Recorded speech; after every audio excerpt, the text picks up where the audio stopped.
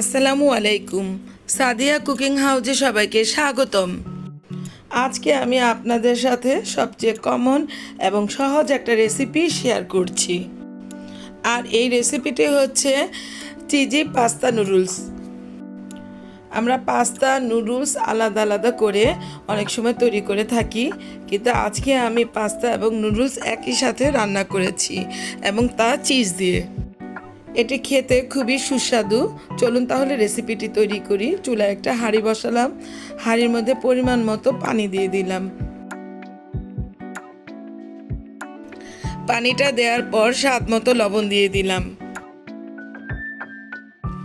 লবণটা দেওয়ার পর পাস্তার মধ্যে যে মশলাটা থাকে সেই মশলাটা দিয়ে দিলাম।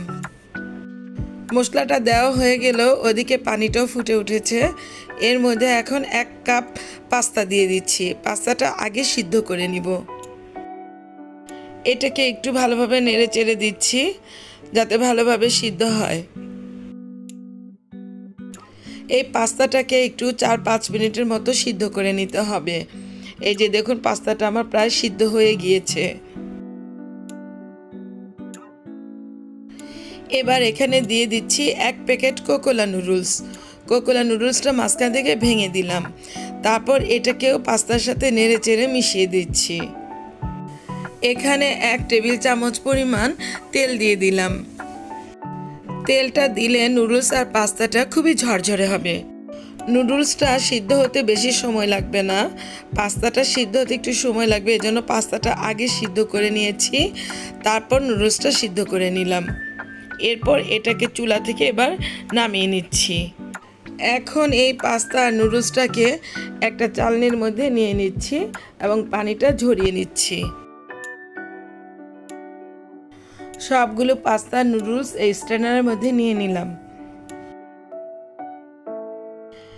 এখন একটু পানি দিয়ে এটাকে ধুয়ে নিচ্ছি। এই যে দেখুন, আমি পানিটা দিয়ে এগুলোকে একটু ধুয়ে নিচ্ছি। পানি ঝরানোর জন্য এই স্ট্রেনারের মধ্যে এগুলোকে রেখে দিব। চুলায় একটি প্যান বসালাম। প্যানের মধ্যে পরিমাণ মতো তেল দিয়ে দিলাম। তেলটা গরম হয়ে আসলে এখানে আধা কাপ পরিমাণ পেঁয়াজ কুচি দিয়ে দিলাম। পেঁয়াজ কুচিটাকে একটু হালকা নেড়ে চেড়ে দিচ্ছি। তারপর এখানে বেশ কয়েকটি ফালি করে কেটে রাখা কাঁচামরিচ দিয়ে দিচ্ছি।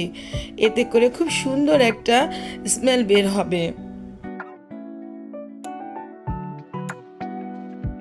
পেঁয়াজ কুচিটা বাদামি বর্ণের হয়ে আসলে এখানে দিয়ে দিব 2টা ডিম।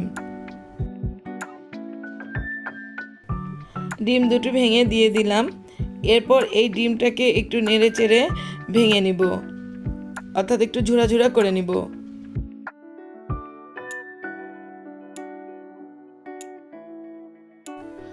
ডিমটাকে এই যে এভাবে একটু ঝুরা ঝুরা করে নিলাম।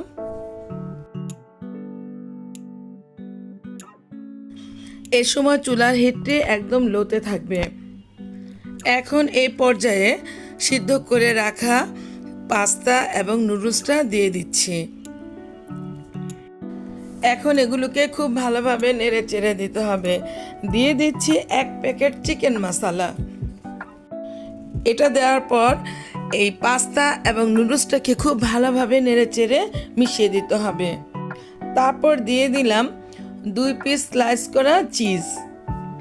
এই চিজটা দেওয়ার পরও এগুলোকে খুব ভালোভাবে নেড়ে চেড়ে একসাথে মিশিয়ে নিতে হবে। তো ভিউয়ার্স, আমার চিজি পাস্তা নুডলসটা তৈরি হয়ে গেল। এবার এটাকে আপনাদেরকে পরিবেশন করে দেখাচ্ছি।